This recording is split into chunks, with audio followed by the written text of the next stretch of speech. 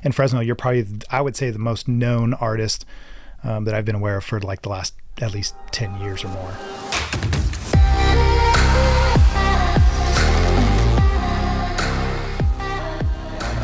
Early on, I was pretty loud, I guess, and did a lot of alternative ways of promoting and stuff like that. That's changed a lot over the years? It has, yeah. Like I've ran out of steam a little bit, in a good way though, to where I'm able to focus on other stuff. But yeah, in the very beginning, like when I first started and opened Liquid Fetish, I thought about it and I'm like, instead of having a budget for marketing, like we're artists, so we should have creative avenues of marketing. So what I did is just different like artistic ways of marketing, and that worked out. But that put me out there, put a lot of people out there that were part of what we were doing, and it was cool and it was fun, but it took a lot out of me. And you know, you wear so many hats as an artist that's trying to grow and focus on your clientele and grow your clientele and develop your artwork and your trade and your craft and all of that, but then also build a brand, build a company and all that kind of stuff. And then the other hat is getting employees and developing an actual business with other artists and stuff like that. So yeah, it was a fun ride. But we had a big gallery and had art shows. We had we did a little crossover into like music and entertainment. I worked with some other guys, Isaac, a good friend of mine, but he was part of a company called What Is, and they were involved with the music industry. So we put on concerts and stuff. A lot of it that was for Art Hop, but that worked in conjunction with what I was doing artistically. We would have kind of like a mix of an art show and a concert. And then that ran its course, and then I started to open up other shops, and there's just so much on my plate. So, you know, you park one thing and then you move on to the next. So then we opened up other shops, and then it's coming around kind of full circle. So where now I am focusing on trying to consolidate, downsize, and focus on my artwork. Right. You know? And me as a person, I've sacrificed so much personally and in my personal life and family, all that kind of stuff. So yeah, true.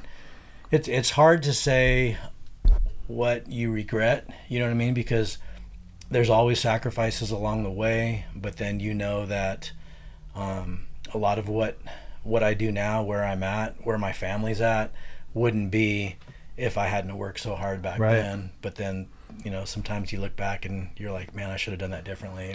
I remember reading this once, and it like really hit me like a ton of bricks. It just made so much sense that the path to success often feels like you're not on it.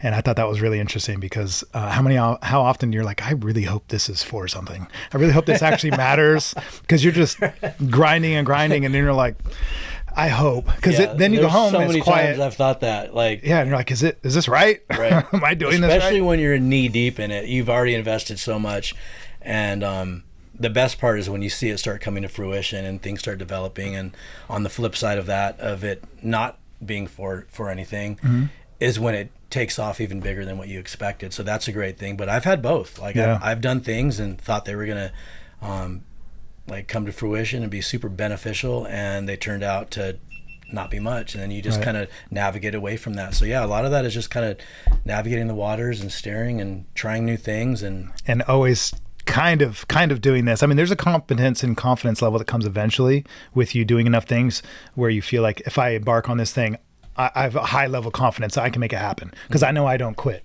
So that's one of the rewards, is you start to get this like confidence where you can say, like, I believe in me. I actually can count on me, because I've done it before multiple times, all the while thinking, am I fucking this up completely? And then you realize, oh, I made it through. So that's really cool. I don't want to forget you guys on here. So we got a couple of people saying hello. I got Jennifer on here saying Jen watches. And yes, Jen, thanks for watching. Let's go. Lenore saying she's from San Jose. I thought you were local. Hello in San Jose. Unsend. Yep. We got Gabriella. How many times have I wanted to unsend? I know, right? Gabriella saying hello. Gabby and Rab or John. There you go. John. So what's up, guys? Thanks for being on here again. You guys, this is a Q&A, so ask us anything, or at least say hello and let us know where you guys are watching from. I got my pops on here. Hey, Josh, good to see you. See you're feeling better. Yes. That's mom and dad? Yeah, that's dad. Nice. And so they're probably watching from the living room, which is actually really cool.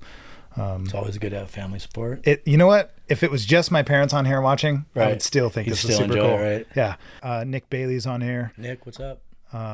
And see, just cool that you guys really thought about your clients that so appreciate your artwork. Yeah, that's a good one. Not necessarily More so than everybody thinks. Yeah. Like seriously, more so than everybody thinks. Like, yeah. I think my that's clients. that's not a question, but that's a really good topic for us to stick on for a minute for that reason, because of the obvious reasons that people don't quite realize how much it matters to us. Right. Right. Like We're my kind of hanging on. satisfaction comes through my client satisfactions. Like when they're jazzed, when they're excited, and they're appreciative of what they get, then it pushes me, but it also makes me feel like, okay, I enjoy that tattoo too. Like it came out as good as I thought when my clients also confirmed that. So that's cool. My mom is asking, are your styles and tattoos very different? Why don't you answer that? Yeah. I think they're very similar. Yeah. I mean, style wise, yeah. I steal a lot of Greg's ideas. Josh ventures out a lot more than I do now. Like I used to, like in the beginning of my career, I guess it would be called. I was trying any and all styles, but we do that a lot as artists to, I think, learn different techniques and different principles and different styles that can also strengthen other styles and apply. Yeah. I might not do American traditional, but learning to have solid line work and stuff will definitely apply, or the way that I'm going to saturate, or the way that people in American traditional saturate, that can also apply to strengthening your black and gray and stuff like that. Definitely. So yeah, I did a lot of different styles. I mean, I think I started off kind of being known for color realism, and now I won't touch that. And that's interesting too. I got to ask you that, because I remember the first time I heard the name Greg Sumii was a painting of yours, I think now maybe it was Tower Tattoo, but I think it was the owner Kim who owned a shop, and she had a painting of yours up, I believe. Okay, yeah. And it was, I don't remember who it was, but it was a color realism painting. It was beautiful. And I was like blown away by it. And then I think I saw your name or asked about you or whoever painted it. And I noticed that at first you had a lot of color stuff. You had a lot of those things. And now even on your Instagram, it says black and gray artist. Right. What was that like? That was a conscious transition, obviously. Obviously. For me, I think that I was extremely impressed with color realism, and of course it was an easy transition from my oil painting, which is in realism and portraits, and of course it's all in color and all that kind of stuff. But I started going to big expos, and a lot of these artists that I'd follow that are amazing, and I'd recognize their specific pieces or tattoos that they were known for, that I saw and really liked. And I would see these clients walking around, and I'd see that tattoo, and I'd run up and I'd be like, yo, let me check that out. And I'd be disappointed time and time again. With the color. Be like, with how flat it looked, how it did not look like what they have posted on their social media page, And I'd ask the client, how old is that? And they'd be like 2 years, 3 years. So I started to realize that, in my opinion, my humble opinion, color realism, actually, let me say this first. It's come a long way, and I've seen a lot of these modern color realism artists do these new techniques that helps provide more structure, and it doesn't look as flat as starting to understand it a little more. But before, these amazing color realism pieces, once they healed and the sun had its way with them for a couple years, they would fade and look a little bit flat. Kind of separate too, the colors, like you would see instead of blended. You're blending like an oil painting, and you're layering these colors, but over time the colors begin to separate, and now you have blotchy, like blotchy sections of different colors. And it was popular at the time to play with a lot of lighting, where you'd have a green highlight or these different types of cool lighting, and it would look really cool when it was fresh, but when it was healed, it looked fucked wild, up. Like kind of messy. Yeah, it looked like a soup of different colors and stuff. And then you'd have somebody who's not nearly as talented who does color tattoos, and when theirs is healed next to this really talented artist, and theirs is healed, because of the way that it fades, you really can't see the difference. They look about the same, you know what I mean? So I think it was overall the integrity of the color realism tattoo that pulled me away from that. And then I don't know, just something about the classiness and the soft transitions of black and gray. There's an aesthetic to it. Yeah, that's really satisfying. Mm-hmm. Mm-hmm. Now anybody who doesn't know an essay about art and the terminology or specifically of tattooing, you're limiting your palette obviously significantly by just sticking to tones and shades of gray, which is really difficult because you're not starting with white paper and you're starting with skin tone, and you're not ending with jet black, Sharpie marker. Right. You're ending with a darkish gray, a super dark gray if you're lucky. So your scale is shrunk, but there's still something really satisfying about working with just those few tools to make that image. Like when I'm doing colors, one of my favorite color portraits I ever did, it was a Star Wars character. I won't remember. Sorry, Star Wars fans. I've only seen it once. Forgive me. It's almost like a sin to some people, like that I don't know who these people names are. But anyway, it's this. It was one of Darth Vader. Before he was Darth Vader, it was his wife or something. Anyway, that's all I know. And it was a color portrait of her face, and it kind of had what you were talking about, the dimensions of different colors. The left side was lit different than the right side. And I haven't seen it in a long time, so how it's held up, Caleb, you're going to have to follow up with me and let me know. He has super white skin, so it came out really, really great and vibrant. But I remember doing it and thinking, like, between doing that and black and gray, I'm almost so on autopilot with the color because there's so much to think about and stop and wash out and clean and blend and stop and look and assess. Yeah. The messiness of it was also something I was not so hard sad about walking away from, right. Like how much you have to clean your needle. There's an attractiveness to the black and gray. Yeah. But then, the black and gray, with how simple those tones are, there is so many different transitions and ways of doing black and gray and styles and so many variations of it that really blew my mind in terms of once I started getting into it and studying other artists and stuff like right. that. You can have high saturation, high contrast, you can have super smooth, you can really just like have it to where you have high detail with crisp detail, and you can have a loose look. Like there's so many different ways to render solid good black and gray, and there's so many black and gray artists that you can see their signature style in that, and they're different from each other, but yet it's 4 or 5 tones. You know what I mean? So do you have a black and gray artist, past or present, current, that has always stood out to you, that someone that you look at and you're like, wow? Because I don't know any artists besides tattooers that do like just monotone artwork. Right. I don't know like any painters or anybody that I can think of that stood out, but there's some tattooers that I can think of that I'm like, what? Like what in the world? Like that blows my mind.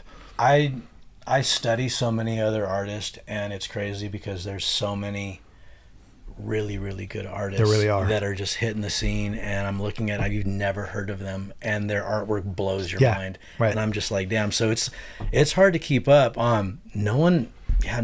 There's not any one single artist that has really stood out so much to where I focus on them as being the best, or someone that I follow a lot.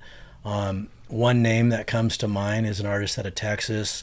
His name is David Vega. Yeah, that's funny you say that, because that's who I was going to say. Yeah, and his stuff grabbed me because of how smooth his transitions were. That's what I love about him. It looks unreal. Right, and he gets into these light tones where my extra light tone is basically the lightest it gets, and it's one spectrum. It seems like his light tones go to several spectrums and it gets super light, but I still, what does it look like? Like when it's healed, right? Does that even last? See that? Do you know what I mean? Like his fresh pictures are very impressive, and I'm taking nothing away from his skill and his ability to render these portraits so smooth. Right. But in the end, all that really matters is the healed product and what your client walks around with, and what your name is signed on to. Because it's really satisfying to do something really cool today, and it looks great, and you did that, so you do get the credit of making that image.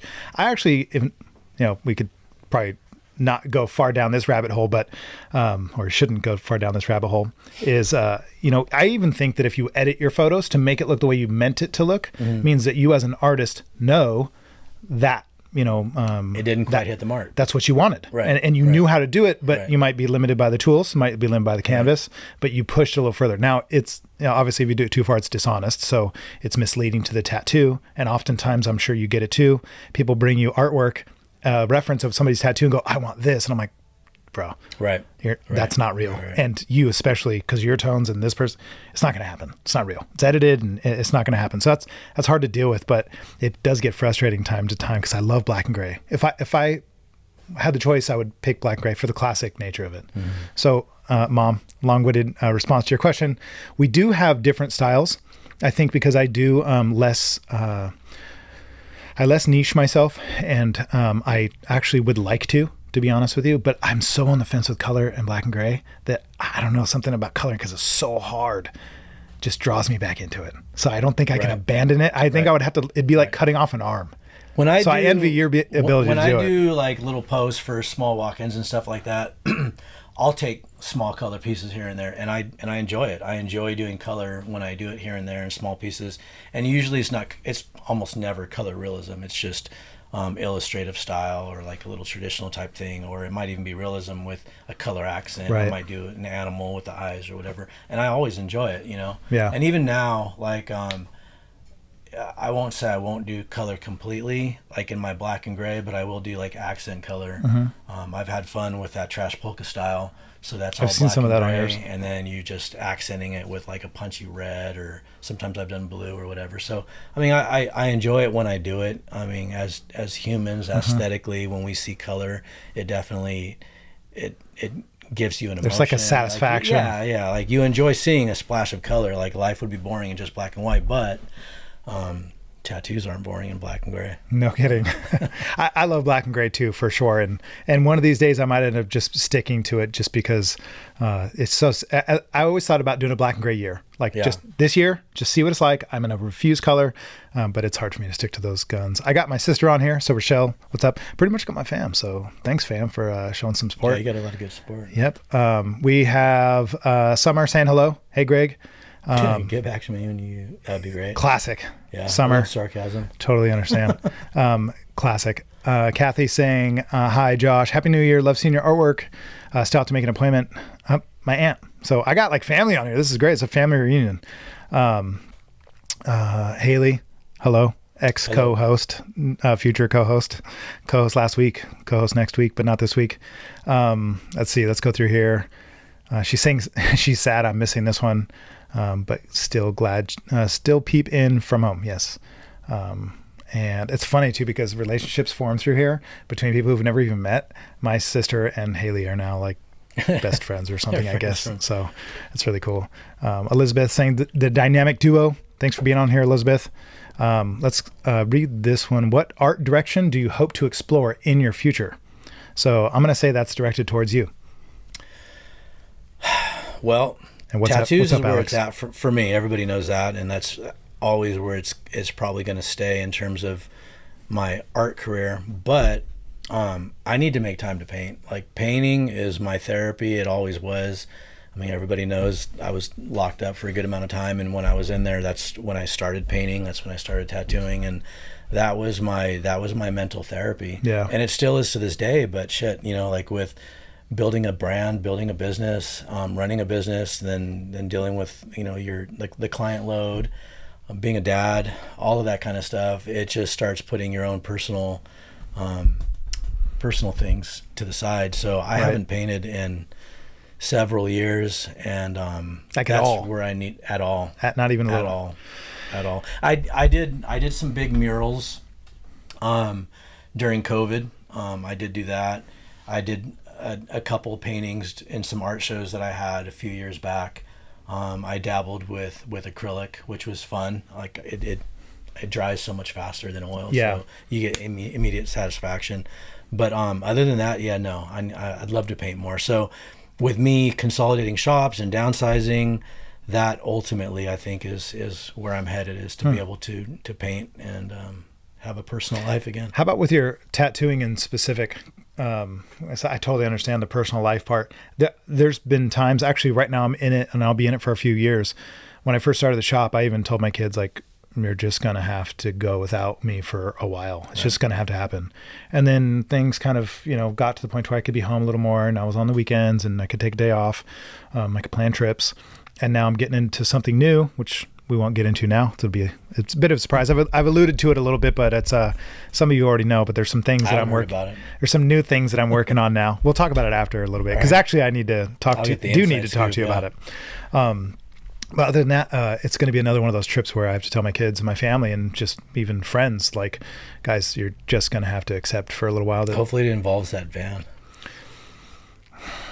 It's a dope van. Actually, to be honest with you, it does. You'll find out. You'll see exactly why it does. It absolutely does. I've lived vicarisly through you and the build on that van and then all of your adventures. I will say that's this dude. You know why I built that van specifically? If you were to guess, what would you say? What's other than the obvious? I mean, it's cool, but why do you think I really needed it? Like, what did I do that for? I don't know. My guess would be like knowing you, the project in general of just building something and stepping away from tattoo art and putting that creative energy into something else. Dude, no rules. I didn't have to be sterile. Nobody's giving me input. Nobody's asking me. Dude, and you're having to be innovative and creative and look at this empty hull of a van and be like, I want to see this in here. How do I get that? What materials? So satisfying. Yeah. Maybe like what you were saying with painting.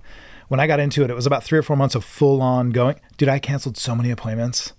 They probably thought I was just sick. I don't really tell people why. I just say, hey, like I can't make it. I got to reschedule.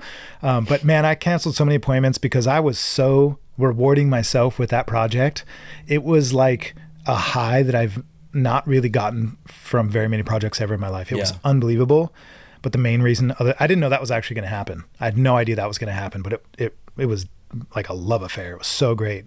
But really the main reason I did it, and absolutely what remains to be the result of it, is that it's turnkey escape, no planning, no logic, no logistics, no nothing. I got somebody who canceled. Nobody's coming in tomorrow until noon. I'm out on my van. Yep. I got something to do, and it's for me. If I want to go to the beach and I only have a day off, maybe 1 day off, that's fine because I don't have to get a hotel. I don't have to unpack our clothes. We're ready. Even with the kids, it's just turnkey, park at the river, throw your fishing line in, go home the next day. Yeah, done. I envy that. And there's no work, dude. It's set up already. It's done. The bed's there, the fridge is there, the stove is there. Anyway, it's great. So, since you said living vicariously through me, one thing I have to point out too, since we were talking about, you brought up David Vega. Was it David Vega you said earlier?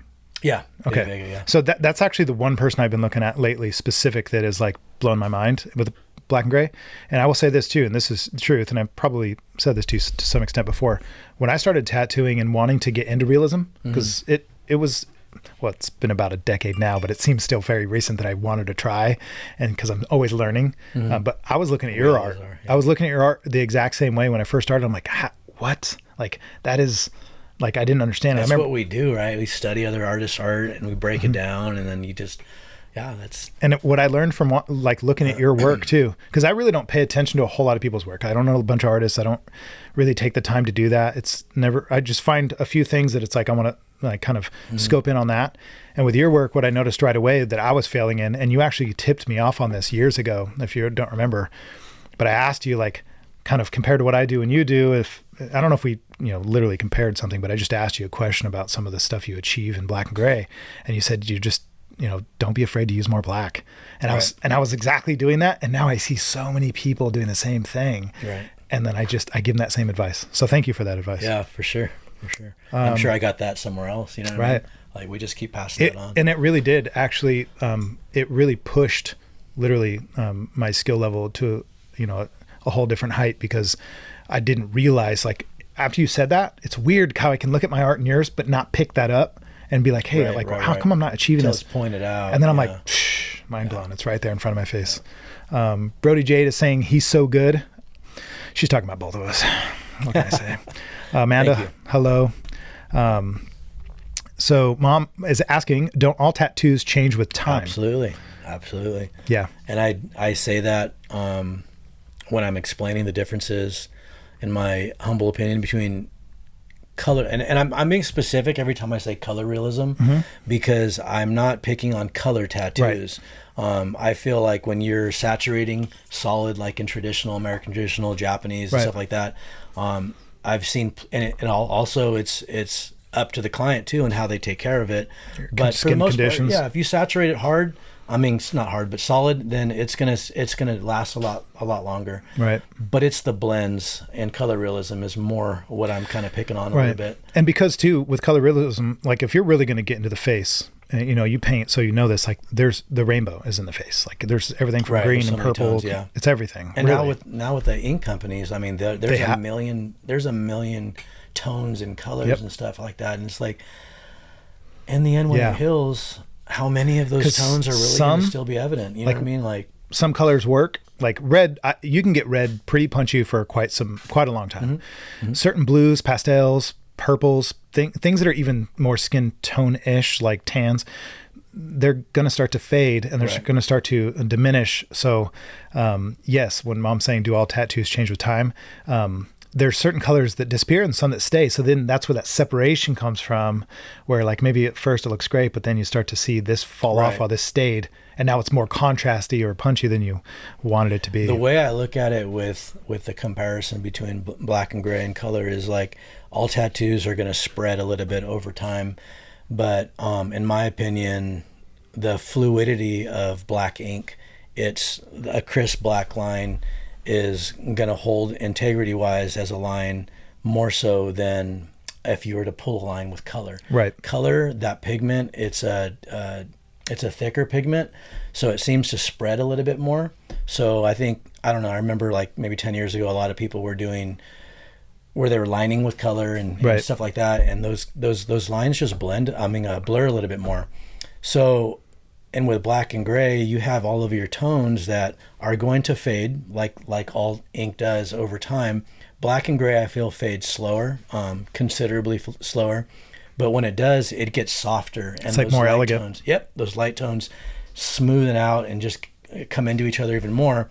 So 10, 15 years, you come back on that black and gray piece and you just punch up the blacks again. And it almost looks better than when it was first done. Because now you have different layers. Smooth tones with crisp black. That's true. Whenever I get to touch up an old piece like that, it's so satisfying because now you got like this huge scale you just worked with. Right. That you couldn't have achieved. Just perfectly blended. Yeah. And you just come and just hit your dark tones again, and then boom, it's just. I think the classicness to what you're describing between black and gray and color is true because the way I've always understood it and explained it to people too when they're kind of on the fence of, do I want a portrait in color or black and gray? I'm not sure. What do you think? I'll usually kind of it'll depend on the image, of course, and the person's skin. And their skin tone. Yeah. Exactly. So what I'll often do is let them know, like, hey, look, the 1970s had a color scheme, right, with photography. The 1960s had a color scheme. The 1950s and so on and so forth had a color scheme. Well, color photography wasn't always around, but there is a limit to it. But definitely 60s, 70s, 80s, 90s has color scheme and patterns that when you introduce color, you might not want to hang those photos up for all of time. You might put them in your photo album and store them away. But if it's something on your hallway or in your living room as a photo, you might want that in black and gray because you're going to get these dingy 70s tones, oranges and yellows.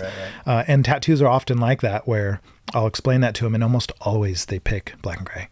If you I feel there's a classiness with black and gray too. Like and as I got more into it, that style kind of took off and it got a lot more popular, and there's a lot of people that started just being collectors of only black and gray. And then when I started venturing out and doing expos like all over the country, especially the more east you go, there's more American traditional shops out there and less black and gray.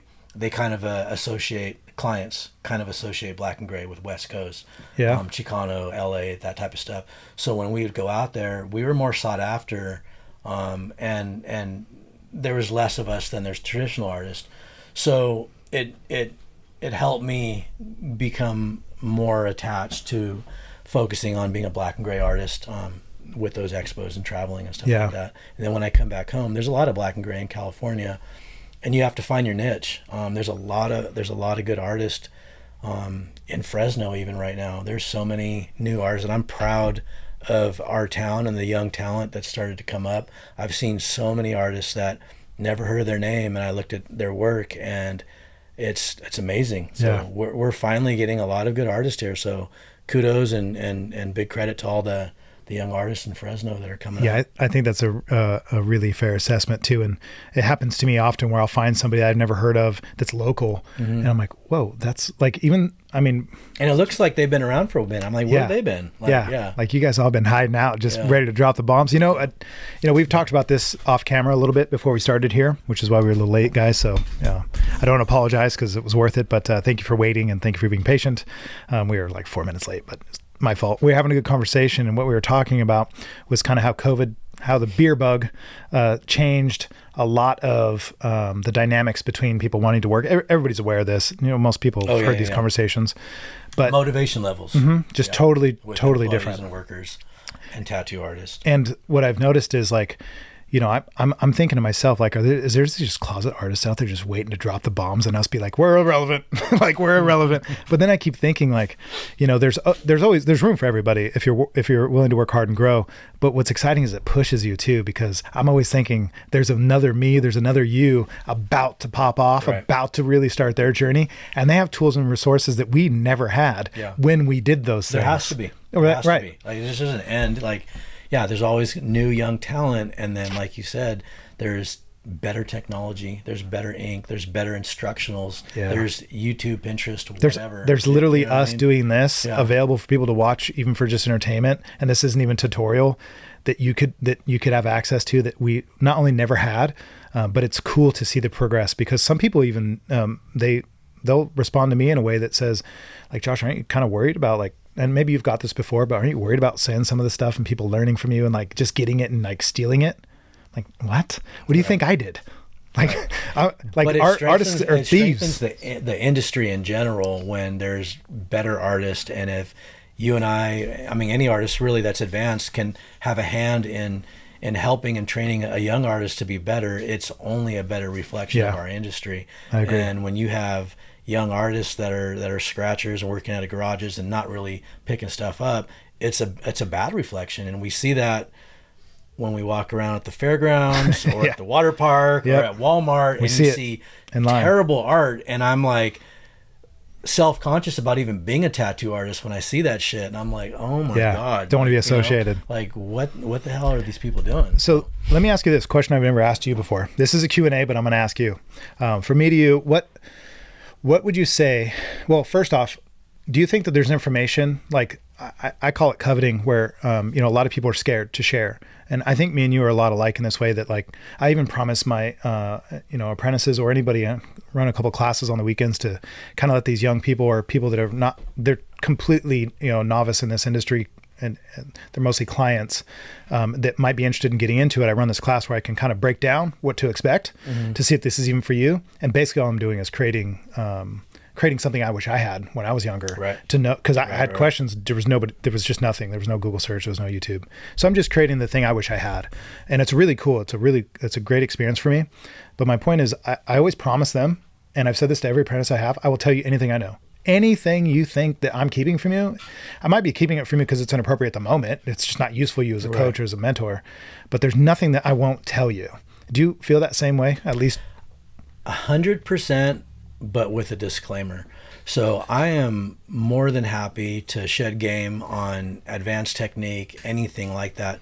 But I only want to do it to those that are hungry and motivated and that ask and have a desire. Right. So I learned that kind of the hard way, because I would tell my artists and other artists, like the young artists, like, hey, come sit in, come watch my tattoos, ask me anything.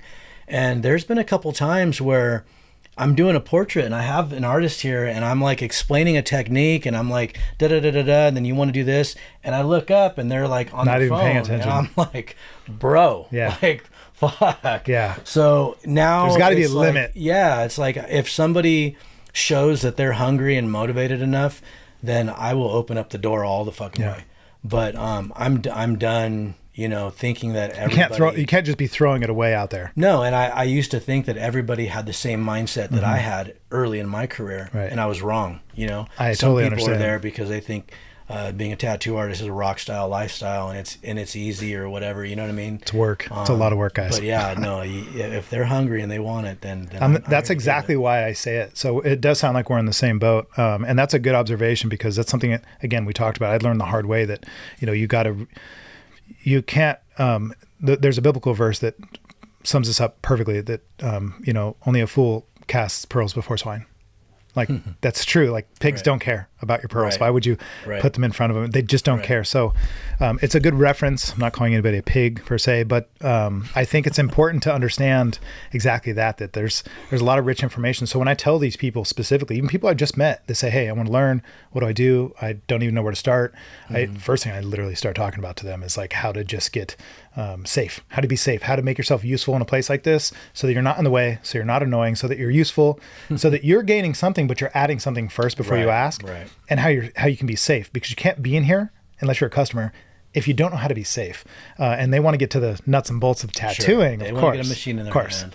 They want to get on skin right away. So if they ask, and so the reason I make that promise to them, and I'll tell them anything I know, is because I also know how to, I hate to say it's kind of tweak it, but I know how to package it in a way where I'm not going to tell you where to go buy needles and like set up your stuff and how to, if you're going to do it on carpet, how to do it as best. No, I'm not even going to go down that route. So I'm always going to tailor them back to, here's how you do it safely. First, if you don't know anything about the safety part of it, you shouldn't even be touching any of this stuff. Learn that first so you can make yourself useful.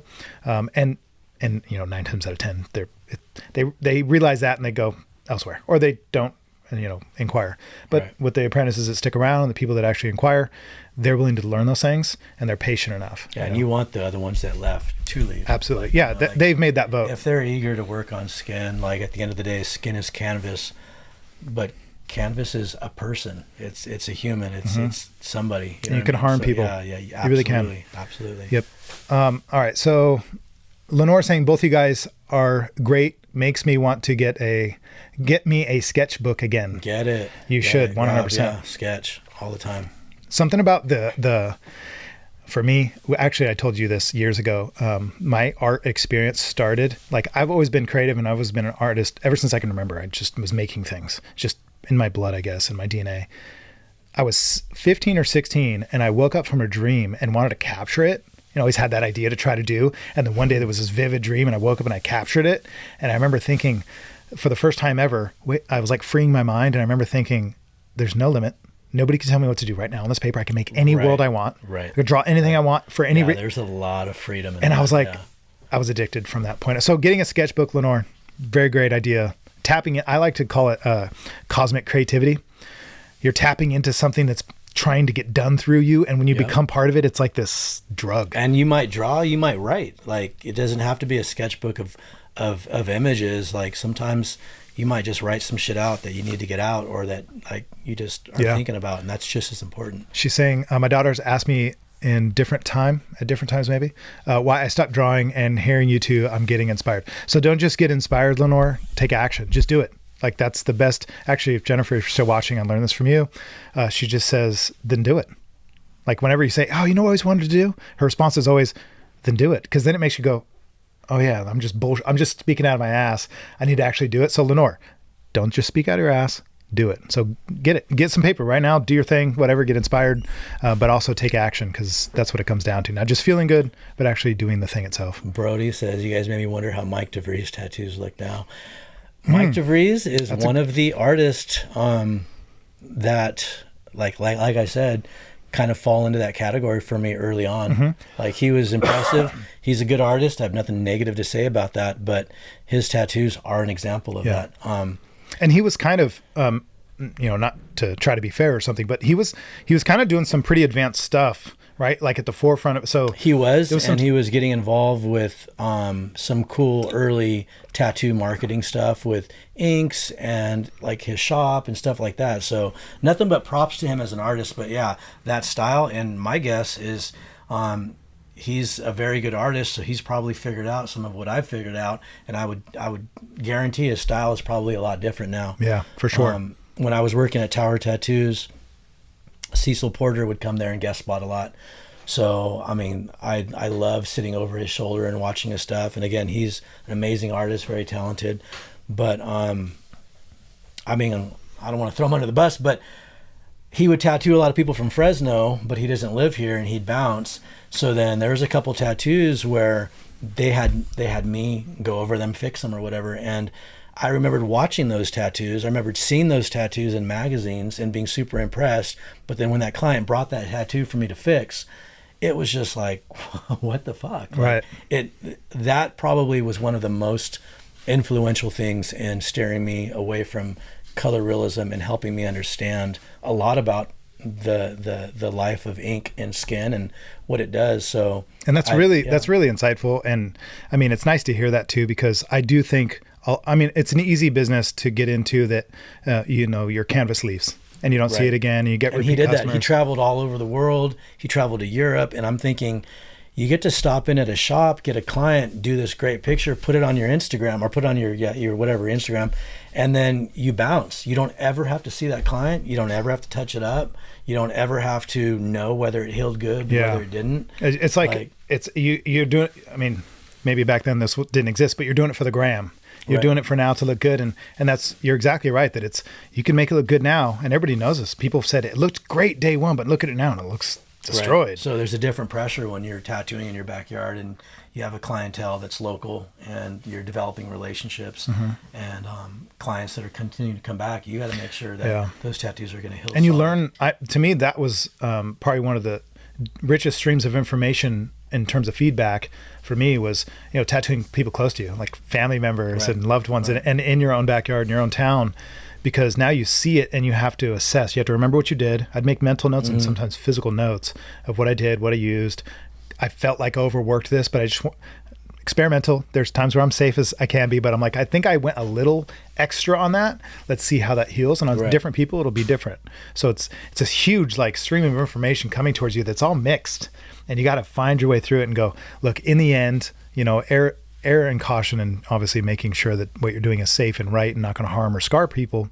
But at the same time, you want to create a great image. So there's this balance, and man, it looks great today. Let's see tomorrow. Right. And that's very difficult. And that's ultimately what we take pride in as an artist, is how it heals. Yeah. And seeing tattoos that are 2, so 3, fun. 4, 5, 6, 10 years old and they look great. That is super fun. That's really Nick, cool. what's up? That's my buddy.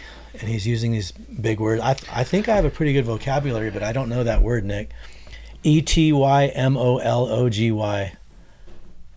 Etymology? Etymology, yeah. Yeah. So what's the etymology of polka trash tats? So it's actually trash polka. Etymology, I'm going to guess, is maybe the origins, the That's history. what I was thinking.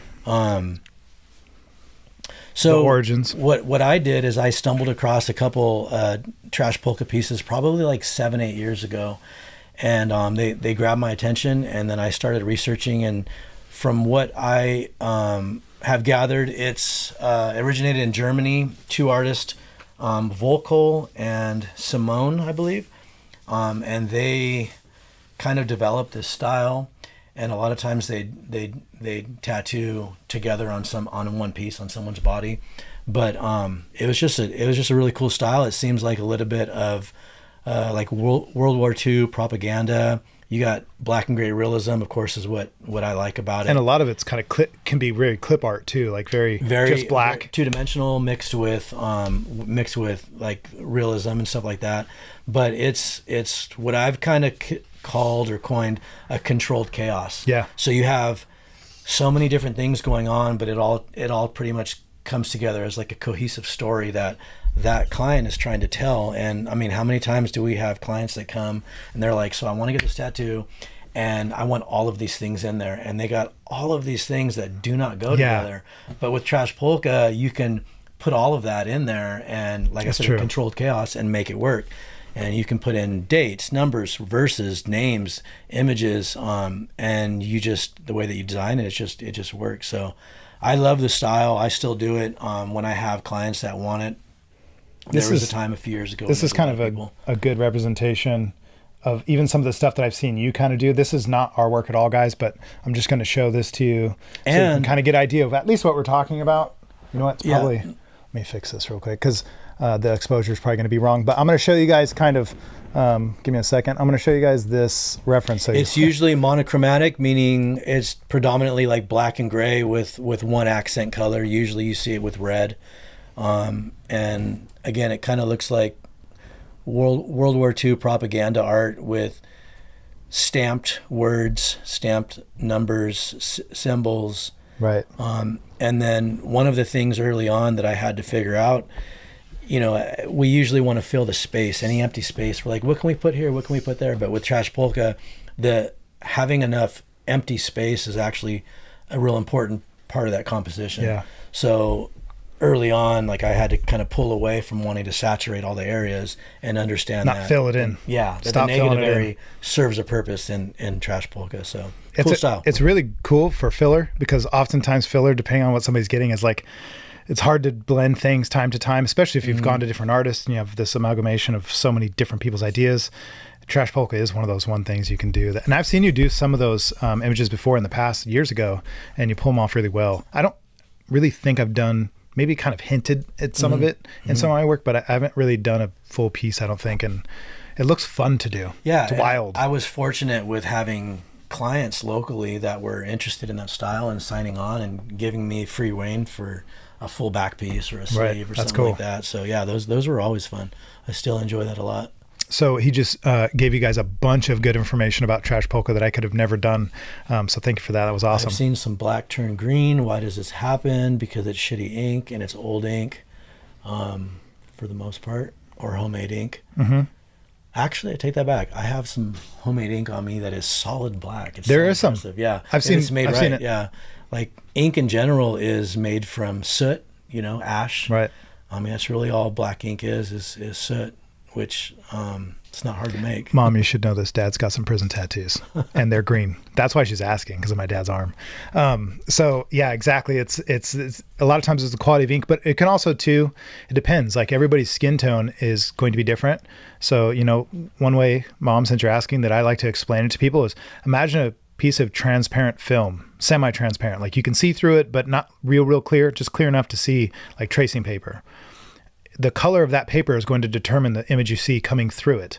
So if you have a skin tone that errs on being more blue, or skin tone that errs on being more on the reddish scale, or pigment, then it's like a transparent piece of film with that tint going over what maybe would be black. Because I've had people before where I've seen them cut and their tattoo's kind of prison style, and you see, or let's say it's got that greenish blue even tint to it, it's light and faded, and they get a cut and you see into it and it's like jet black, or at least much darker than it appears, because it's under the skin. So you're looking at tattoos through a layer of skin. So a lot of times that can actually change it massively. Some of that can be blowouts too. Like if you blow out a line,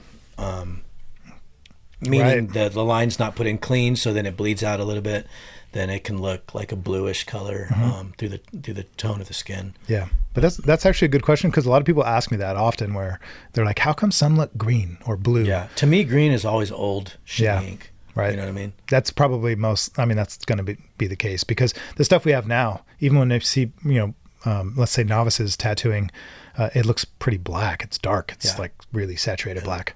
Let's see. I don't want to miss you guys if we are skipping over you. We're doing our best to get to you, but I don't know what he's referring to here. So that's the two friends of mine, okay. John Rab and Nick Ortega. So they're talking amongst each other. Okay, I see. So disregard my question. Rab looked it up for me. You know what? You guys get some love in the comments. It's always cool to see that happen. Ian's on here. He said he made it. Ian, if you just jumped on, you already missed us gossiping about you. Paloma is saying hello. Let's see here. Mom is saying, plus when it comes to art, no two will ever be the same. That's definitely true. That's kind of the evolution of it all that makes it really fun. The part that I like the most. Which is also cool about tattoos is like sometimes we're not computers, and it doesn't have to be completely perfect. So some of those imperfections that you have are cool and they're good, because that means that it was hand done by an artist, and I enjoy. I mean, there's errors and there's mistakes, and you don't want those, but there's subtle imperfections that are part of the character of the tattoo, and those are important. I think equally important than just a computer executed tattoo that's just, you know what I mean, just completely perfect. I completely agree too. And one of the things I've always thought regarding that is, if anybody watching this right now, us even sitting here try to look around and try to find something that's handmade. Try to find something handcrafted that you own or that's accessible to you anywhere. Right. There's not a whole lot of stuff, Right. if anything at all. So really do that. Really look around and check out your environment and recognize that if you are tattooed or have a tattoo, even if it's not necessarily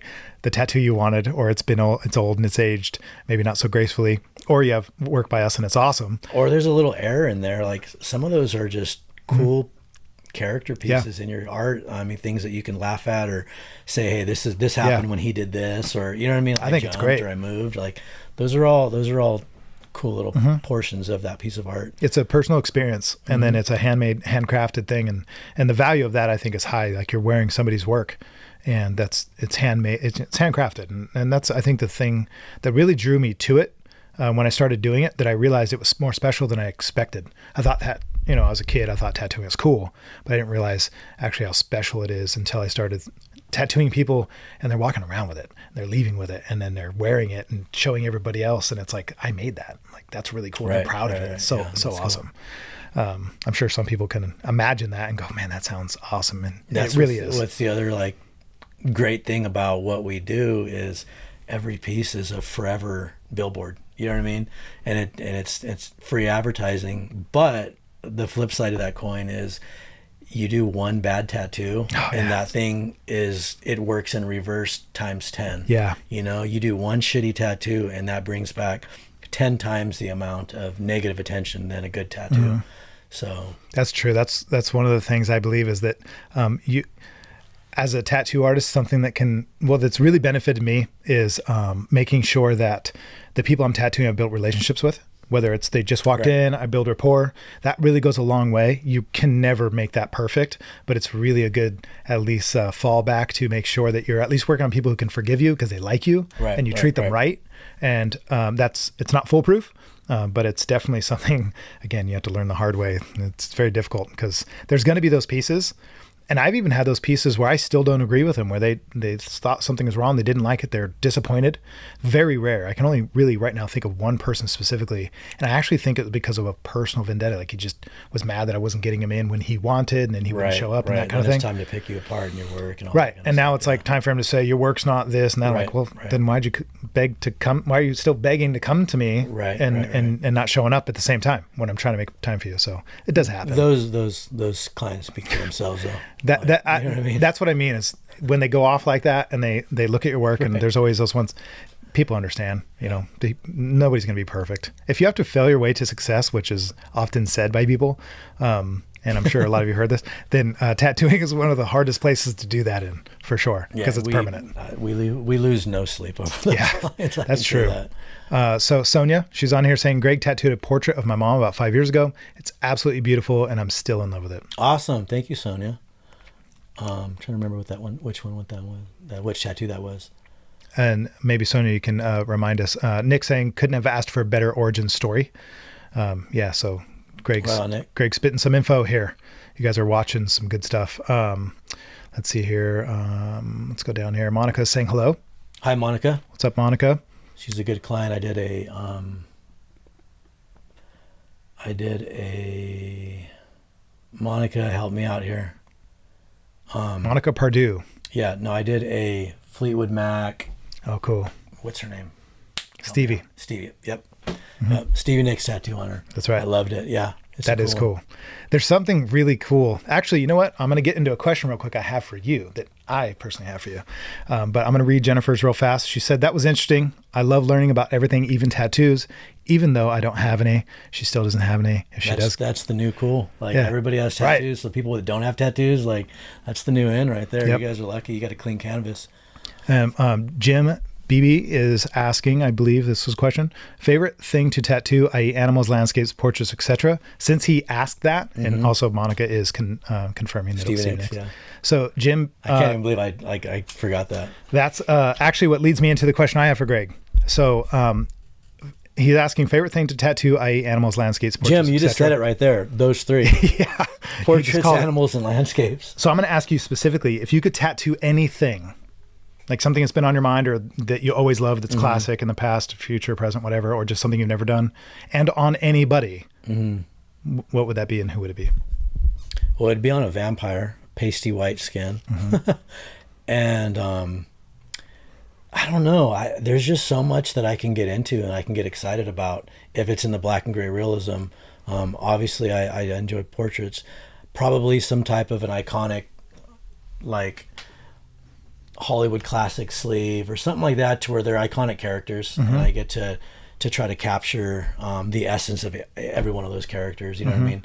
I've done an iconic Hollywood sleeve with a lot of Hollywood icons, and I had a good time with that. But anything in that realm, off the top of my head, is really all I can come up with. But I can get excited about so many different things. So like when you're saying like animals, landscapes, if you were to pick one between animals, landscapes, and portraits, if you could only do one, which is obviously in a vacuum and not real, but if you could only do one of those and you had to stick with that. I guess I would say portraits, but it's not by much. Like I get excited about doing animals and all the texture and the different furs and the different expressions in animals, whether it's like they're just kind of meek or whether they're ferocious or being defensive. And then with landscapes, those are fun because those to me are the most organic, freeing, because there's so much loose forgiveness in doing a landscape, because you don't have to have a precise eye or a precise mouth or whatever. It's real hard to be wrong about the shape of a hill.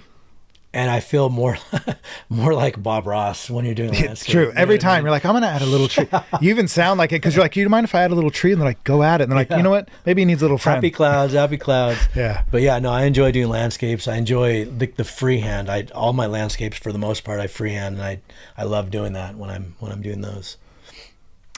So Monica's saying, and also us riding in Yosemite. Yeah. So her and her husband are really good clients.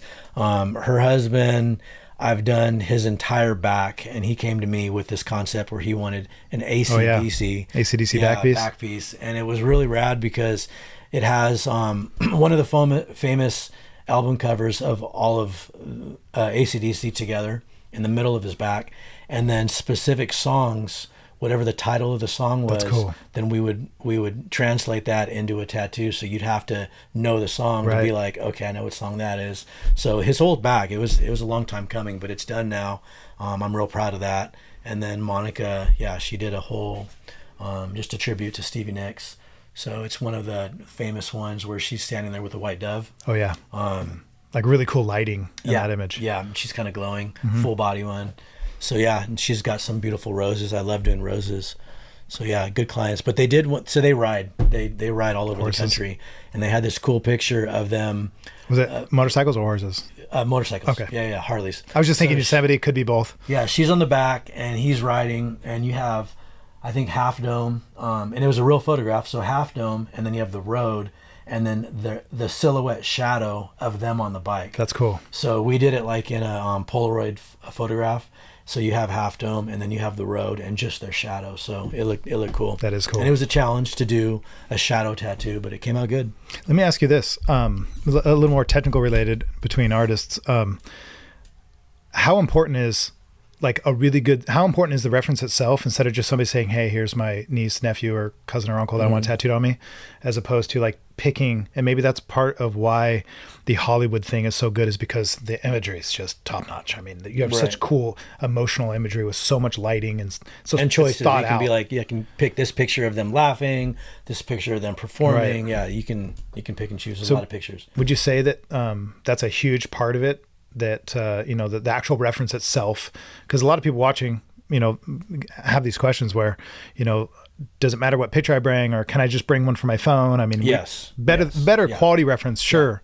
But do you pick sometimes between like lighting structures, or like is there a thought process you go through? Absolutely. So with the picture, the picture is all of it. I can do my job and do a flawless portrait, but the ones that usually get the most attention, even on my page, is a really, really cool picture. You know what I mean? Capturing that cool moment in time, that cool memory. But yeah, of course, technically you want something with high resolution versus low resolution. But there's times where they'll bring me a picture with really crisp resolution, and it's your typical school portrait where they're just posed and it's flat front. And then they have another one. They're like, yeah, I also have this one. And it's of somebody making a goofy face or laughing, and they have their hands up in the air or something. And it's just something about the essence of that moment and capturing that moment. Even if it's a blurry picture, I'd rather work with that and crispen it up because you're capturing that memory and you're freezing it in time. And just the concept of of like getting a memory that somebody has and putting it on their skin for the rest of their life, Yeah, to that's always cool. look at it and remember and laugh and be like, fuck, like we were so silly in that picture, or my daughter was doing this or whatever. So yeah, the picture always Do makes, clients sometimes bring you photos that you pick from, and then they're like, I really like this one, but like, I don't know if I want him making this face, and you're like, you should all the time, talk him all into the time. it. I always try to steer them to that and explain the value in those goofy moments. I Yeah. mean, that's life, you know what I mean? Right. So sometimes, like I said, it's a perfectly posed school picture with a nice grin and they got their pearly whites and it's just perfect. But it's those ones where they're making a goofy face, or they're caught mid pose or mid thought, or they're looking off and you're drawn in by the look in their eyes. You're like, what are they thinking about? Yeah. Who are they thinking about? Are they mad? Are they sad? Like, those are the things that, as a portrait artist, I try to like capture that essence right there. And Interesting. those are the ones that I love the most. So It's interesting because I'll admit this only because it's in contrast to what you're saying. I often don't find myself necessarily getting that excited about capturing the moments. So hearing you say that, because I don't think this often, or ever, I don't really lean towards it. It actually sounds really like you got me excited to wait for my next portrait artist or portrait to come in, and me as an artist pick the one where the kid's playing or Right. something, instead of him at school with the hymns. and you can do that with icons too. Like, they'll be like, I want a Marilyn Monroe, and they bring all these ones and that you've seen done before. Yeah. And all that kind of stuff. But I'll look and take hours and hours to scour the internet of these random pictures that you typically haven't seen. Yeah. You know what I mean? And those are the ones that I try to do. So- But then sometimes if you got a really clear, crisp picture that's high resolution, like, I'll get into that too. Yeah. I'll just be like, ooh, It's just cool to create because of the lighting and the way things are Right, structured. right. I really get excited about the lighting structures, where somebody has, it's called like 2-point lighting or 3-point lighting, where you have a light over here, a light over here. It's a harsh shadow here. One side's a little darker than the other, but this one's a soft light. Yeah. So and then this one's a hard light. Oh man, I get excited about that because it's like almost a cheat code. Because when you have this nice soft grade, it's like kids doing faces where there's not a lot of breaks in the face. It's really easy to screw that up for Hell me. yeah. Whereas The an old man younger, with the harder, wrinkles, 'cause you got to have those soft contours. You don't have rough edges Yeah. like in an adult. You know what I mean? exactly. So I get excited when that light structure is really defined. Right. Somebody's a little bit older, get the High harsh, contrast with the shadows and stuff like that. Yeah. super cool. That gets me excited. Yeah. When there's that little white, bright side of their face that's just a little highlight, and then this is nice and soft. And anyway, that gets me excited. So there's a couple more questions we have. Actually, these come from some of the artists here in the shop. Let's see. This is from Sam. She asked, this is one of our apprentices. She asked, what's the first tattoo you ever did that you like how it turned out? That's a hard question because that's probably a long time ago. So is that you or me? So this is you. Right, She's asking okay. you. Yep. The first tattoo I ever did that I liked was my first tattoo. Okay. You know what I mean? So I mean, that's kind of what grabbed my own attention, as this is something that I love doing. I enjoy doing it, and I liked how it turned out. And it was a weed plant, and it had like this spiral vortex behind it. You know Okay. what I mean? Color? It was No. done in prison. Okay, so no color. Black and gray. Yeah, funny story with that. Like I was actually getting tattooed. I have these little iron crosses right here. And the guy doing it, he didn't speak English, and it was just the way he was shading it was just real choppy. And I was trying to explain to him, like, no, I shade it like this, but I'm not a tattoo artist, so I was doing my best to describe how to tattoo it. And one of my homeboys was like, do you think you can tattoo? What, you think you can do that? And I'm like, I'd like to try. He's like, well, I know how to make a machine. So tonight I'm going to make a machine. I'll give you my leg. Figure out what you want to do. So that's when I came up with like, oh, weed plant. You know what I mean? But Yeah. I tattooed his leg that night, and it came out really good. And a career was born from that moment. So yeah, that was one that I really enjoyed doing. Other than that, in terms of that question, Yeah. there have been very few tattoos that I didn't like how they turned out. And that's not tooting my own horn. That's just, I just give everything in all my tattoos. And if it's not an image that I'm not completely jazzed about, like, I'm still going to find a way to make that tattoo to where I impress myself. Like, I'm always trying to impress myself with the tattoo. And back to earlier when I think it was, I don't know, one of the clients was saying, how they appreciate our art. And that's why I was saying, like, when I see a client that's just as excited and appreciative of that art, it confirms for me, Right. like, what I put into it and what I did. So yeah, there's very few that I haven't liked, and I can't remember them. So That's good, because I can think of a few right away that I wish I would have done a couple of little tiny things different, but maybe that's sometimes it's a good thing to remember, and sometimes it actually is a bad thing, because, well, you just got to keep moving on and getting better. But Right. I often do see where I'm like, God, I don't dwell too much, Right. but it definitely, I have to remind myself at night that it's over. Like, I'm done with it. Maybe I'd your change next it. tattoo is always your Yeah. best tattoo, I and you know. have to always think like that. Do you feel that way when you're doing a portrait, where you get this opportunity to do it even better again? Like, you're just like, I keep getting better. I keep Right. pouring myself into it. And that's the excitement, is that just watch me. I'm gonna get even better now. This one's Yeah, gonna be better. I'm always studying other people's work, and like, there's times where I do a tattoo and I'm like, that came out good. Yeah. I'm happy, like, I did that. And then I'll go jump on the gram that night and see 10 I know. tattoos that blow the doors off Dude, of it. I know. And I'll be like, womp, womp, Yeah. womp. And then I'll study those and be excited for the next tattoo to try to implement some Right. little technique or style. But yeah, I mean, we're our own worst critics. But you just described the process of success, which is failure. Fail Right. to success. So, Right. and what failure looks like isn't always trying and it completely tanks, although that is sometimes the case. It's what you grab from failure. Mm-hmm. It's what you grab from not hitting the mark or not or missing the mark is what could I have done differently? What did I do wrong? I want to understand that. I want to fix that. I want Right. to correct that. I want to learn how to do this better.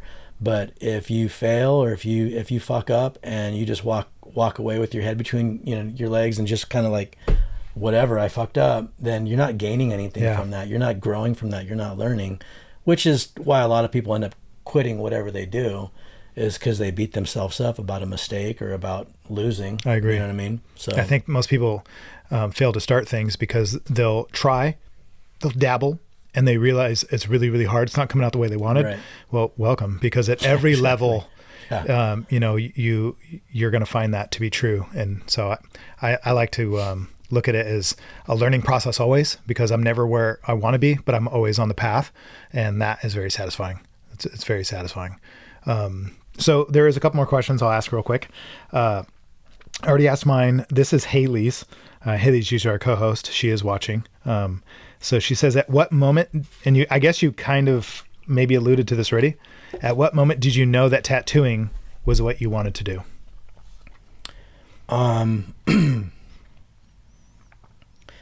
Well, okay, obviously I started in prison, so I tattooed for a couple of years in there. But were you like convinced that was going to be your thing? I was not at first. Yeah, I was not at first. It was my thing in there. Right. I was like, And you kind of thought, this is here for now, this is this, but yeah, maybe I didn't not. really think beyond that. But then I got transferred to a prison out of state, and that's kind of how the actual like serious career started. Is the warden there? She happened to be an artist, so for her hobby shop program, she had a paint program where inmates can get oil paints, and she had easels set up in a room. They can order canvases and stuff. I was getting in a lot of trouble. I was losing good time. I'd been in for, I don't know, 5 years, something like that. And I was just like, I need to find a hobby and focus on getting out of here on time, Right. getting home to my family. So I was like, yeah, I used to like to draw, so I'm gonna jump in this class. And when I started painting, that's when I really kind of discovered that I had some artistic talent. So the painting was that when the artistic part was clear to you? was the painting, yeah. With That wasn't something evident to you when you were younger? Not really. No, I like to draw. I feel like I was somewhat of an artist, but I wasn't that like amazing person. Like I would consider myself pretty decent, but I wasn't like amazing. Yeah. I wasn't that kid in high school that was just drawing all the time and known for drawing. There was not a whole lot of promising stuff you were doing that led you to think you'd be doing what you're doing today. Right. Makes sense. Right. So yeah, it was the painting that kind of like opened my eyes to that, and then I started getting into portraits in prison, and I was probably the only person that was doing portraits in there with single needle and like homemade equipment and stuff. But it was around that time because I was also. Now this is just for some context. What year was this? Like pre Google search images, YouTube kind of stuff. Yeah, this was all. I didn't have any live models, obviously, for Right. painting realism. So I was painting out of National Geographic magazines, tattoo magazines. One of my early portraits, or my first portrait, I think, was of a Kat Von D. So everybody's like, "Oh, you love Kat Von D? You did this portrait of her." And I'm like, she's cool. Like, she's a pioneer for females in our industry, but the picture itself was just what I wanted to tattoo. I mean, what I wanted to paint. Great image. She had tattoos on her, so I was like, oh, painting the tattoos would be cool. So it turned out to be a painting that ended up getting published in a international tattoo magazine. And that happened when I was in. So I think that's what kind of opened my eyes to like, hey, this might be what I do when I get out. And when I first went in, I went in wanting to try to use my time to come out with something. So I started going to school. Can I ask real quick, is that common?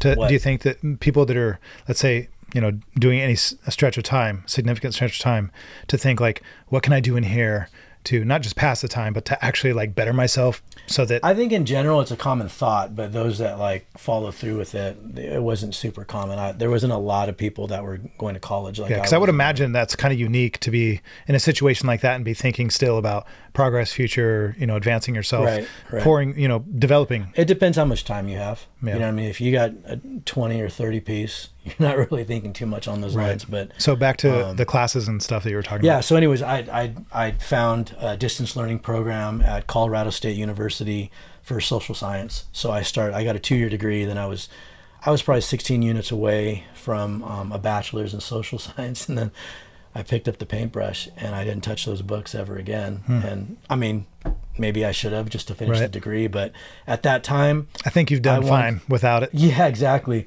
I think I'm all right. But I focused. You would have got it and not even used it probably.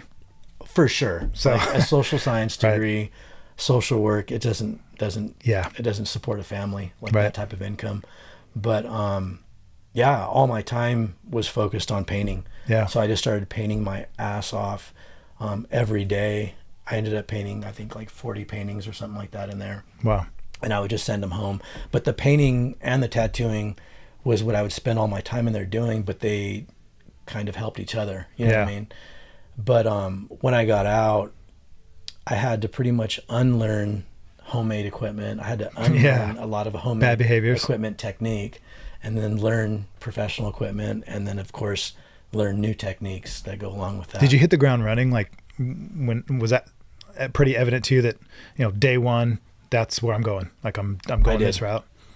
I did, yeah. I got. That's probably kind of a nice relieving moment to be in such a bad environment to go to something where you have this freedom, but you don't feel maybe just assuming as lost as maybe if you got out going, what am I going to do with myself now?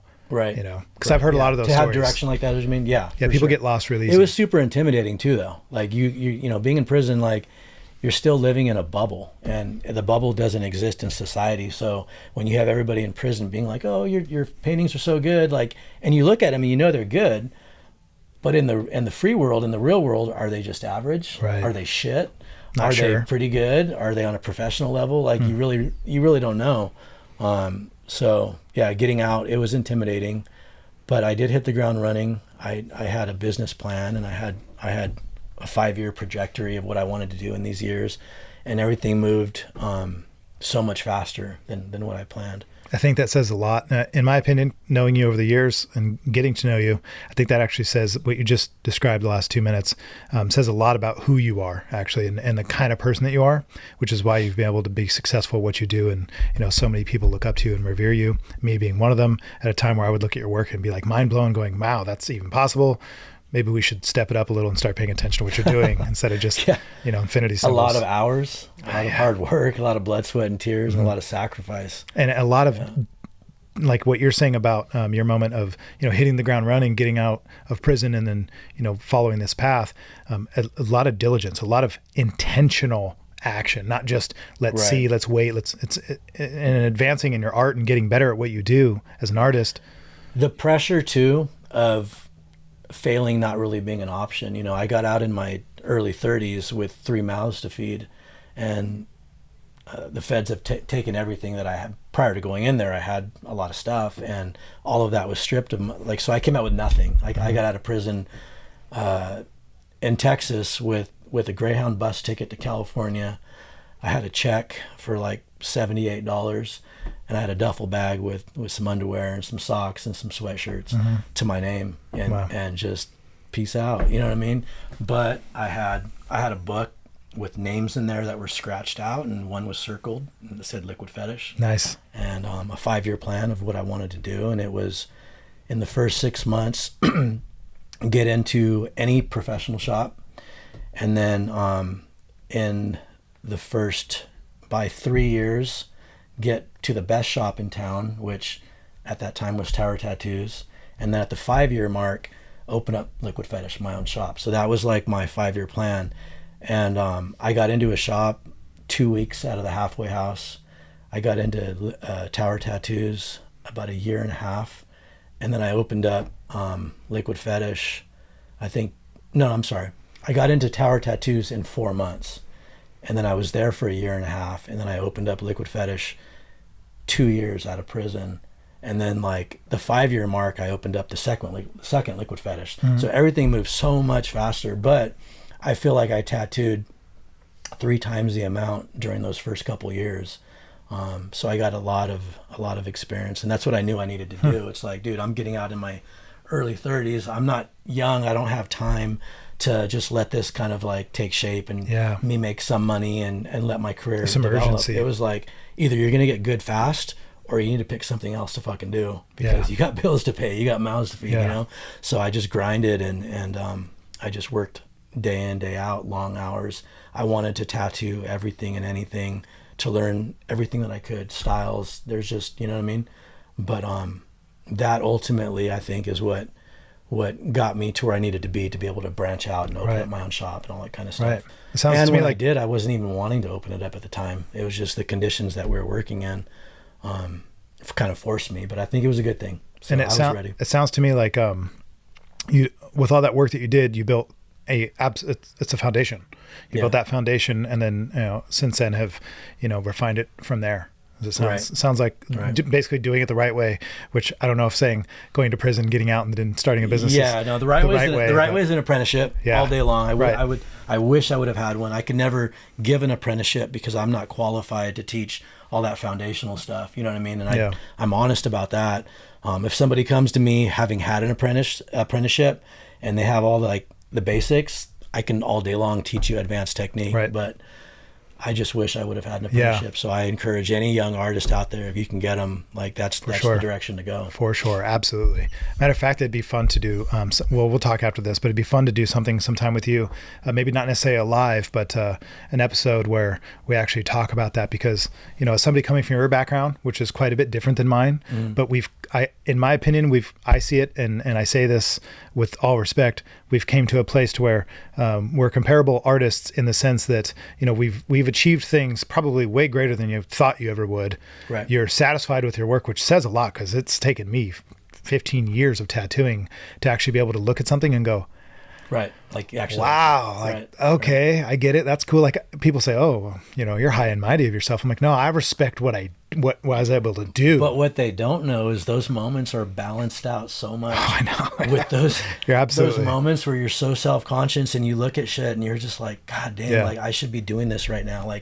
I should be doing what he's doing, or you pick apart your artwork, So absolutely. There's 10 of those moments for every moment that I look at something and I'm like, yeah, I did that, Evangeline Dean, Ava. I just saw her picture. She's saying beautifully said.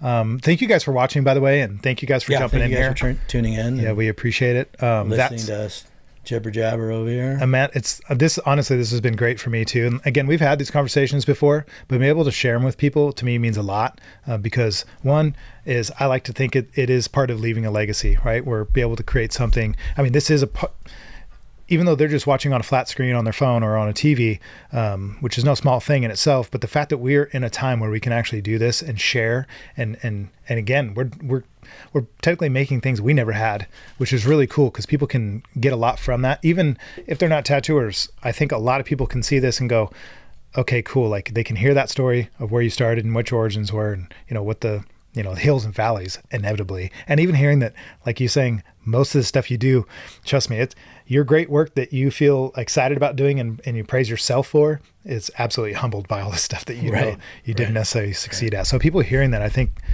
means a lot because they do respond in a positive way. Nick is saying, bravo, gents. Great show. Thanks, Nick. See you, Nick. Thank you. Yep. Gabriela Mendez saying, this is so interesting. You've done amazing, Greg. And my mother is saying, thank you, Greg, for sharing your experience. Sure. Good sesh, boys. Interesting. Congratulations. Absolutely love this episode. This is an awesome episode. Thank you guys, everybody, for saying that. I'm going to get to a couple last questions real quick. And maybe we'll do like a little speed round because, Greg, I don't want to have to keep you here all night, although I'm having a lot of fun with you. Mm-hmm. Well, we've answered some of these. So Josh actually asked this question, one of our apprentices, what made you start tattooing? But we answered that one. A lot of time on my hands. Yeah, he had a lot of time on his hands. And so I'm going to get to some of the questions. And a shitty tattoo. Getting a shitty tattoo is actually really what started it. Yeah, that would make a lot of sense. I have these tattoos, and I had Rush doing some poly on my neck, and I purposely told him, like, work around that. Like, these, keep them. I'm keeping them. Yeah. They're memories. Imperfectly perfect, you know what I mean? And they tell a story, and they're really important to me. So. And those are your first ones? Yeah, and those weren't my first tattoos. Those were my first tattoos in prison. Okay. Yeah. Okay. I've gotten a good amount in there. But yeah, those are the most important, I think. So I asked a question earlier online and said, what's the best tattoo experience you've had? It won't take me long to get through these because I really genuinely mean this, guys that are watching, and girls, ladies and gentlemen. I ask, what is the best tattoo experience you've had? I love in-depth stuff. I mean, I love these conversations too, where people go into it. I know you can't do that on a question submitted on Instagram necessarily, but I promise you, I'm not always looking for you just to say, and maybe you're not doing this for this reason, but saying with you, like Tiffany's on here saying with you always, what's the best experience you've had while getting tattooed? I'm always looking for some insight, because as an artist, I have my experience with you, but I've tattooed tens of thousands. With you being the client? With them being the client, like, what's the best experience they've had as a client?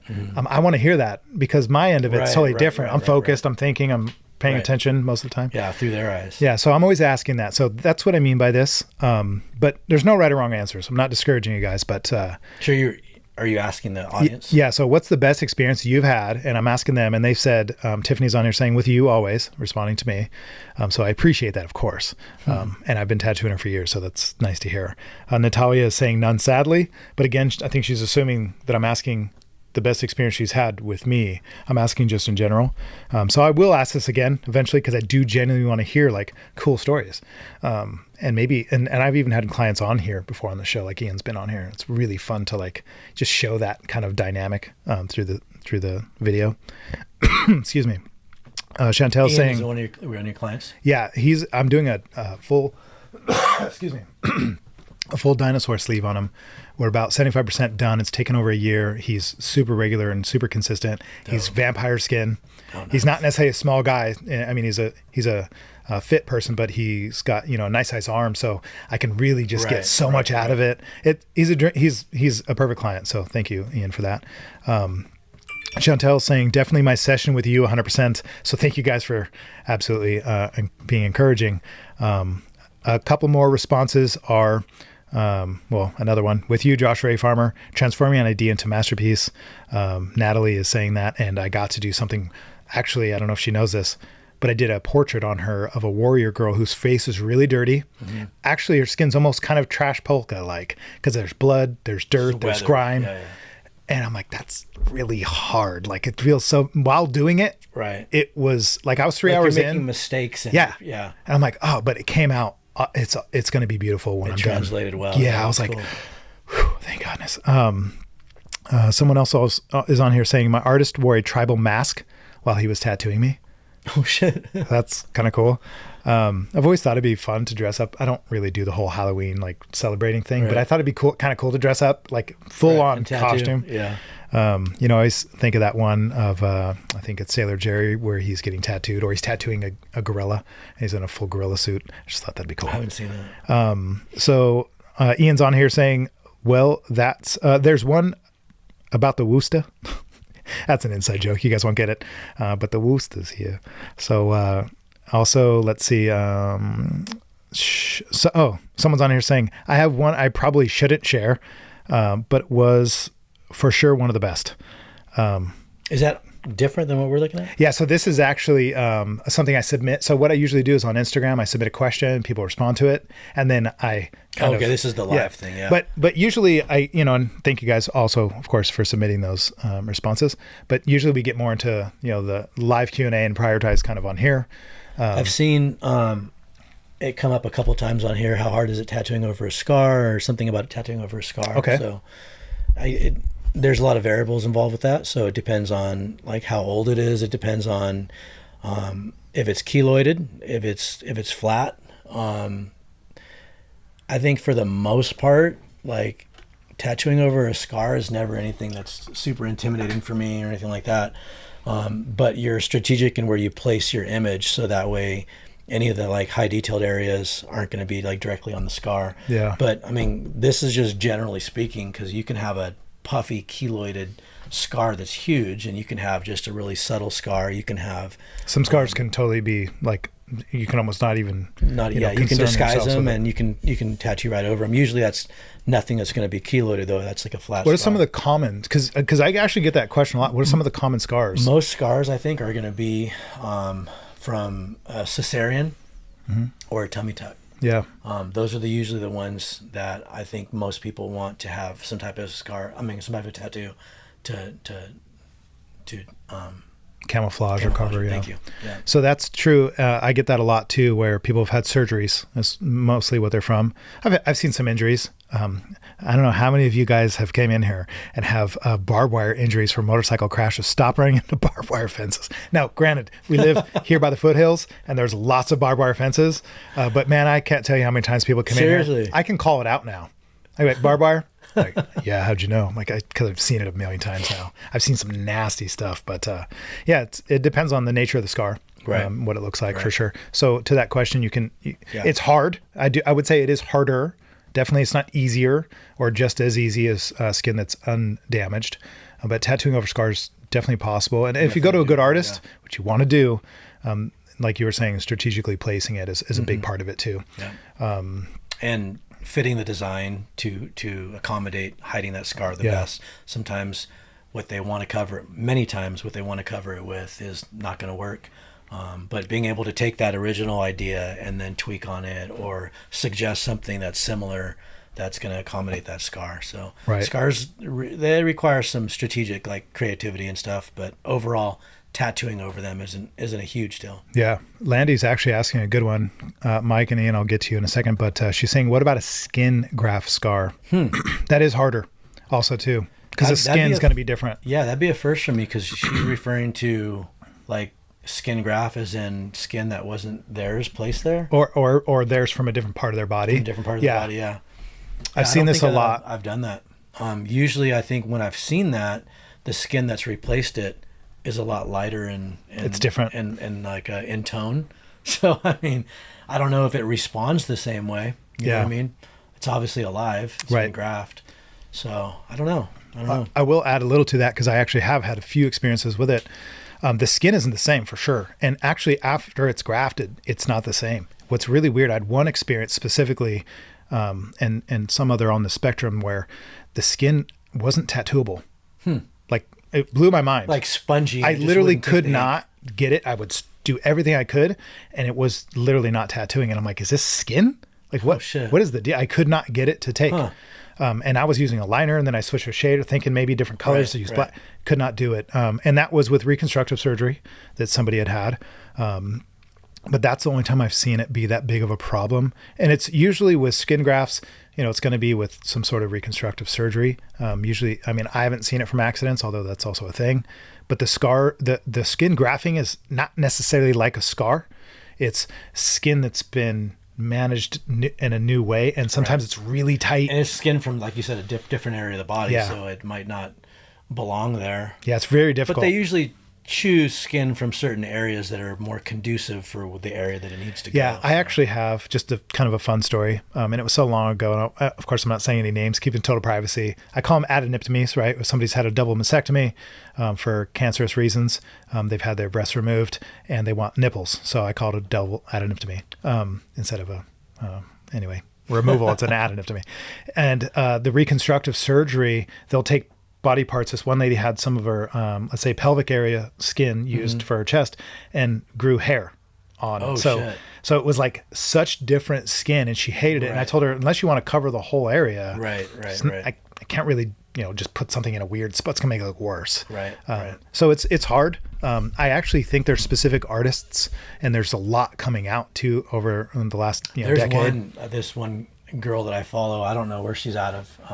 I think she's out of the country, but it seems like that's all she does, and she deals with a lot of burn victims, a lot of skin grafting and stuff with really nasty scars, and just does amazing. Yeah.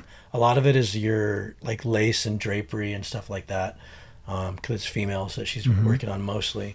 But so it's gonna be more of a specialist thing for sure. I don't remember her name. I think I want to say like Kelly Mungie or something like that. But she might be like out of Australia, but it's amazing. Yeah. And that's what she does. I've actually seen too, just to add to that a little, I've seen the most emotional responses from people. And so far I've seen it's only been women that have these sort of scenarios where they're going to want them covered or maybe fancied up. And the emotional response, not just necessarily crying, although that's part of it, but it's the connection that they're so happy afterwards. They're so grateful. Like they feel like that their problem has been solved, and you can see that. And that actually feels really good to be part of that. It's quite You powerful. see a lot of that sometimes with just covering a bad tattoo. Yes. People like, especially females, they get a bad tattoo in an area where it makes them self-conscious about their body, and they're like, fuck, I haven't been able to wear a bikini or a bathing suit for 3 years because I hate this tattoo.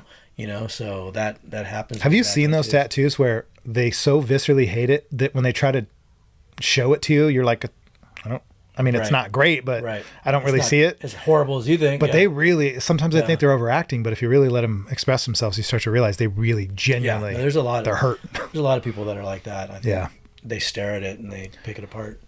So let's get to some of these real quick before we jump off here, guys. I don't want to keep Greg here all night. Actually, I would totally, but I'll respect his time. Rochelle saying, Greg did my Memorial Grayson Ray turtle tattoo, which is really cool. That was at a memorial event, so that's my sister saying that. Have you ever tattooed breast removal? So Mom, yes, we just answered that, I guess.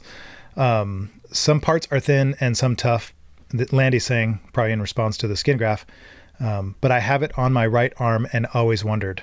So there's always a risk too, guys, with scars and discolored skin or skin grafts, or anytime you've had reconstructive surgery, there's always a risk that the piece itself. So you got to go to a good artist who's confident and competent and has had experience. And honest with you. Right. And not just money hungry. And they're like, yeah, I can do that. Like, right. Yeah. You need honesty with, when you go into something like that.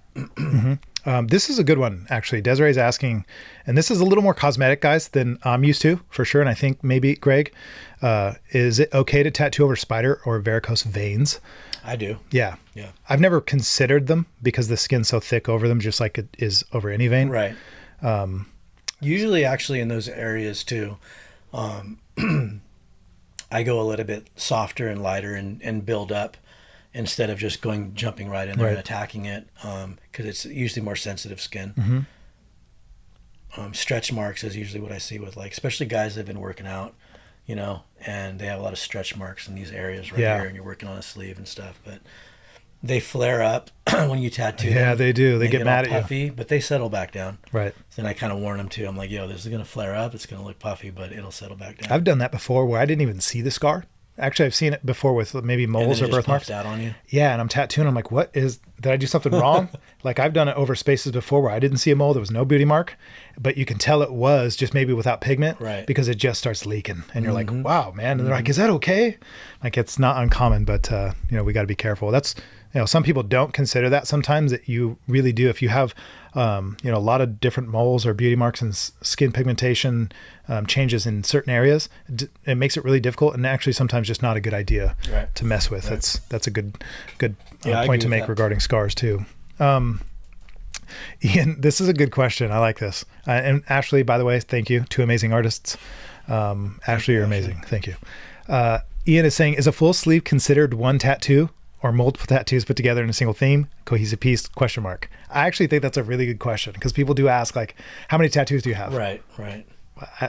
Eventually one, Yeah, right? I don't even know how to answer that. I know. I really don't. Well, That's Natalie's subjective, saying I good think, question. She's even saying good question, Ian. I think I would consider it one tattoo, a sleeve. If it's cohesive, if somebody thought it out, it's part of that one image. I think that's one tattoo. I think if you can say I got this because of this and this, there's different reasons and meanings, then consider those. It depends on the separate. style too. Like if you have a sleeve of American traditional, it might be individual tattoos. Yeah, usually it's just individual tattoos Right. with like stars in between. You know what I Yeah. mean? There's 20 tattoos on a sleeve. So Yeah, it is a question I actually get asked fairly often, that people ask that they ask, like, what Ian's excited about is he has no tattoos besides what I've given him. Mm-hmm. He came to me, I don't know, I think he's late 20s, early 30s. Forgive me, Ian, if I'm wrong. Well, you can see him there. He's not an older guy. He's probably my age or younger. And it's totally fresh skin. He started out right. He came to me. I told him, I'm going to charge you a lot, dude. I'm just going to be honest. It's full color. It's going to take a really long time. You know, obviously, there's pain involved, but there's a lot of commitment involved in what he's wanting, which is really graphic, highly detailed. Basically, he's saying your best color detailed portraits of dinosaurs, the whole arm. I'm like, man, we got a big opportunity here. And he has no other tattoos, and he's pale as shit. Oh, that's cool. And again, you can't maybe really see in the picture, but Ian, thank you so much for that vampire skin. And yeah, tattooing on him, he committed to it, and it's really cool because he could be proud of saying this whole sleeve, that's all he has. Yeah. It's just this amazing. Yeah, I always envy people that are like later in life. They thought didn't through do the mistakes that we did, and they come with just clean skin, and they're just like, I want to get a sleeve. Yeah. And how rare is that? Yeah. I mean, you don't get a whole lot of people that have done it that way. So Ian, you're, It's becoming more common though, especially with older people though. Like, you know, they're working class professionals. They didn't get any tattoos, and now they're 45, 50 years old. And they're like, I want a sleeve. And I'm Smart. like, oh, you're dope. Yeah, that's smart. I'm game. That's really smart. So guys, I think we got to all your questions, all your responses. I think we actually got into some really cool stuff. Thank you guys. Absolutely. Of course, always for watching and commenting and responding. Yeah. Thank all of you guys for tuning in and listening to us bullshit. Yeah, it was actually a lot of fun. Greg, super thanks actually for coming in and doing this with me. It's always a good time. This isn't unusual for us to be able to get together and talk for an hour and a half and make it feel like 20 minutes. So that's really cool. And I'm glad that we got to be able to do this with everybody. So thank you guys all for joining. Thanks, Greg, for coming in. Thank you. Episode 32 is done, and we will see you guys next time, Wednesday, always around 7:30. It's been pretty consistent. 7:30 seems to be it. And we'll see you next time. So thank you and good night. Good night. See ya.